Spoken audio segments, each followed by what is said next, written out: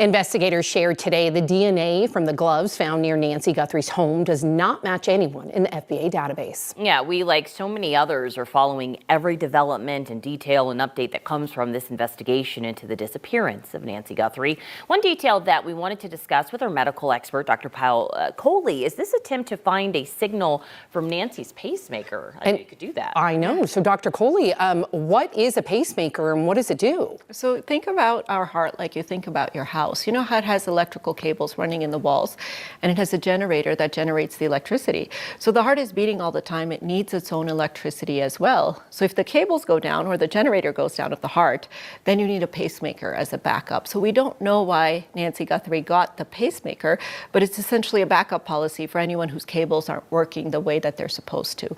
And the way that it's put in, it's about the size of, maybe a dollar coin. It goes in under the skin here, and they tunnel a wire into the heart, and that wire actually sits inside the heart, generates those electrical impulses, and causes the heart to beat. Does it send out a signal? Is this something like a GPS signal that you can track? So it sends signals, Alex, but it's not a GPS signal. So essentially what you do, and what I get on all my patients who have pacemakers, is they get a download, usually every day. So it has a receiver, so it's transmitting the signal to the receiver. Now they said in Nancy Guthrie's case, an Apple iPhone app on her phone that receives her signal, then transmits it to a cell tower, and then sends it to your doctor's office. So it uses that sort of receiver to transmit the signal, but it doesn't have a GPS in and of itself. So if it loses its connection to that transmitter, all you can get is the last time that it pinged a cell tower and where that was. And that was that 2 a.m. that they said when her cell phone essentially stopped communicating. That is fascinating. I know so many people are invested in the story, as are we. It's just such a tragic story. What would happen if, the patient's pacemaker stopped working? So we worry about this, but it really depends on why she has the pacemaker. So if she's dependent on the pacemaker, then if the pacemaker stops, your heart stops because you're not generating the heartbeat, and that's end of life.